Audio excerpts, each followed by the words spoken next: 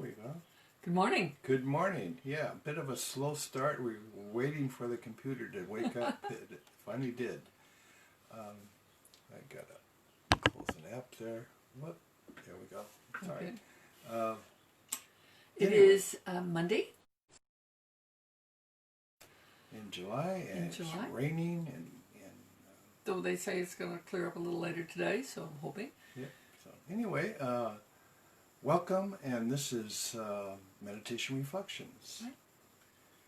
And another good meditation, as always. There's actually no bad meditations. I haven't had any. True. Occasional bad dreams, but that's another story. Well, the process of meditating is to seek the higher self, to seek the higher good. Yeah. So you're usually after information that will help you or help other people, or greater insight or learning or understanding, and all of that's part of the process of doing some meditations. It's a deliberate changing of consciousness. You're shifting your brainwave patterns to get different information and hopefully insights into the truth of reality.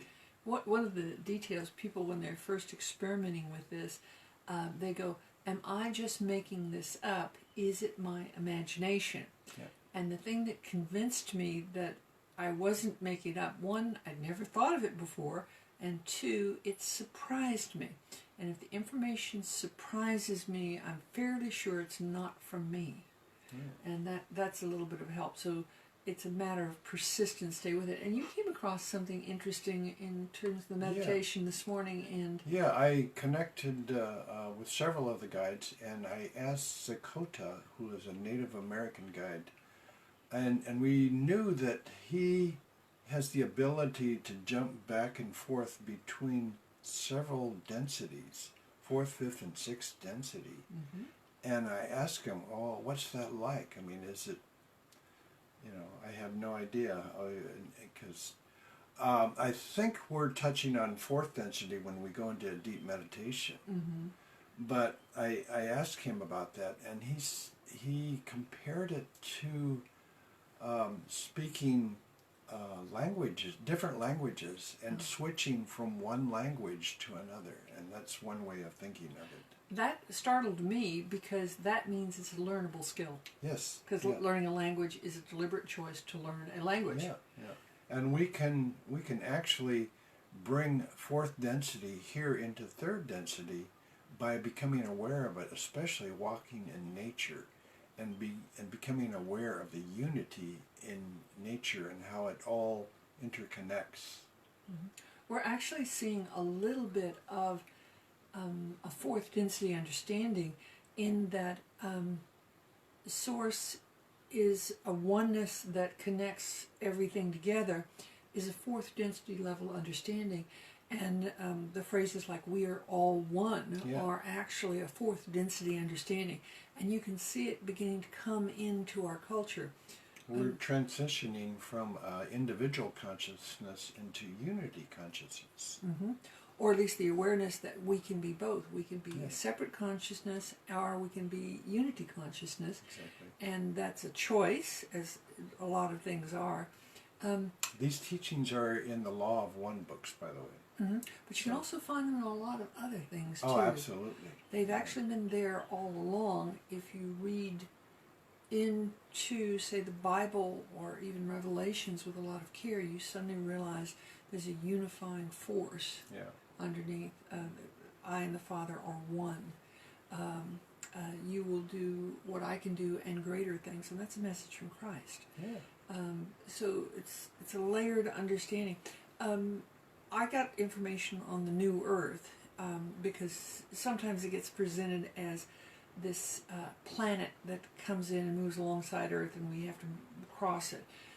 But I got an image of New Earth being inside the present Earth, and it's expanding outward as we make choices to improve this Earth. Yeah. Some people are under the impression that possibly there's a new planet coming to the system on a physical level, and we're going to have to jump in ships to get over to the new planet. Mm-hmm. I don't think it's going to happen like that. No, I think this earth becoming a new earth and the changes. Think about people you've known who, say, have decided to stop drinking, or sometimes the choice to leave a partner or Stop smoking. and they do it cold turkey and overnight. It's like, that's no longer part of me, it's fallen away. And then there are other people who will do it gradually and in small units at a time. We're making a dietary change, and at the moment we're doing small units at a time because I don't know enough how to make the whole diet change. So it's your choice how much change.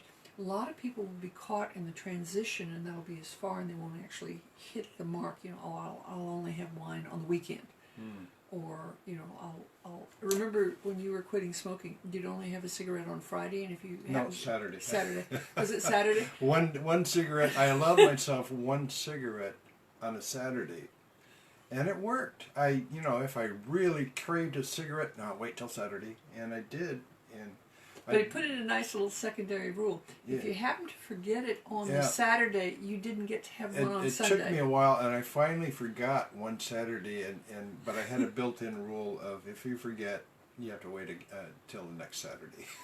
So he actually but did. It worked. That was like your 6th or 7th attempt at quitting. Oh no! By the way, this is a long, long time ago when we first knew each other. 30 years ago. Actually. Yeah, so he made the transition at a really good time.